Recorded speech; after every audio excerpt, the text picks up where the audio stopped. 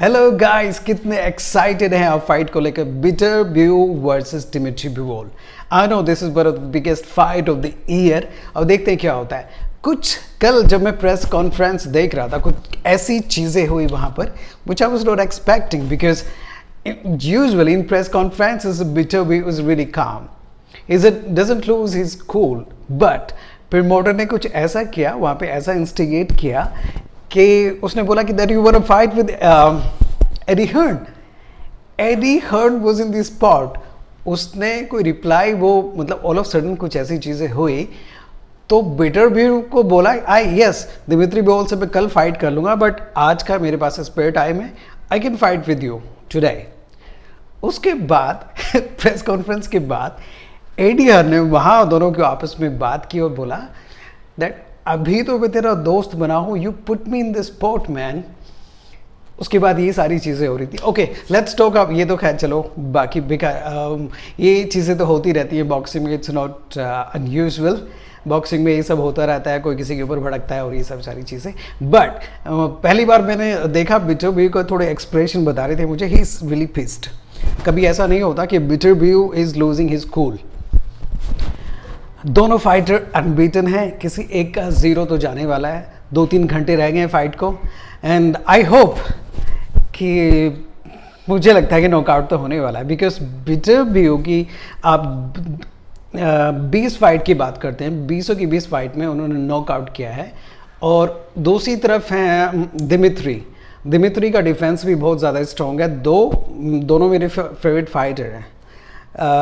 जो भी हारेगा कहीं ना कहीं मेरे दिल को चोट लगेगी, बट यहाँ पे टू बी वेरी ऑनेस्ट मैं 55-45 रख के चल रहा हूँ।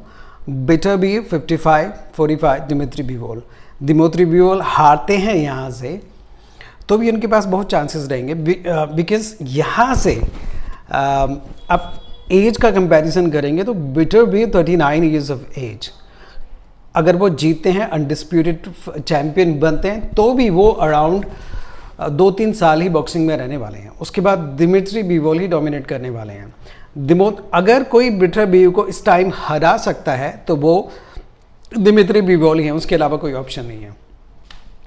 अगर आज की डेट में बिटर ब्यू को कोई हरा सकता है तो वो दिमित्री ही हैं, क्योंकि उनका डिफेंस इतना स्ट्रॉन्ग है, उनका फुटवर्क इतना स्ट्रॉन्ग है, उनका जैब इतना स्ट्रॉन्ग है। और अब बिटर ब्यू के बारे में आप जानते हैं, उनकी पावर पंच हैं, पावर बहुत ज़्यादा है। टेक्निकली भी वो वीक नहीं है, थोड़ी बहुत वीकनेस है, कभी कभी अपने आप को थोड़ा ओपन छोड़ते हैं। इसका फ़ायदा दिमित्री उठा सकते हैं, but at the end of the day मैं बोलूँगा कि उनके पास स्ट्रॉन्ग चिन है। ऐसा नहीं for the first time he is gonna be hit on the chin. पहले भी हो चुका है, 1-2 बार नॉकडाउन उनका हो चुका है, बट उसके बाद रिकवर किया उन्होंने। तो जहाँ तक मैं समझता हूँ 55-45 ये फाइट होने वाली है। एंड जो भी होगा कुछ देर में हमको सबको पता लगने ही वाला है। अभी around we are just like 4-5 hours away from the fight.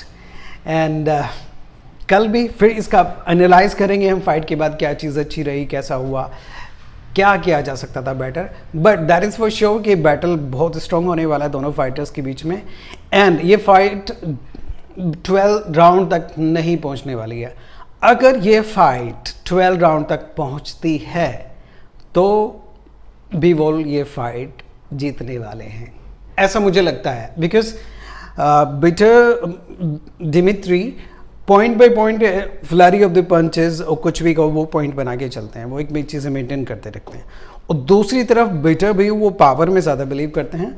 2 punches वो थ्रो करना नहीं छोड़ते, वो सिर्फ पावर पंचर नहीं है, he is a very good technical fighter too. But even then I would say कि अगर फाइट 12 राउंड तक चली तो दिमित्री बिवोल पॉइंट के बेसिस पे ये फाइट जीत सकते हैं। इनफैक्ट वो जीतेंगे अगर 12 राउंड तक। अगर वो लोग आउट नहीं होते हैं तो ये फाइट वही जीतने वाले हैं। This is but it's my opinion, can be changed. You never know, it's boxing. A one punch can change the whole direction of the fight.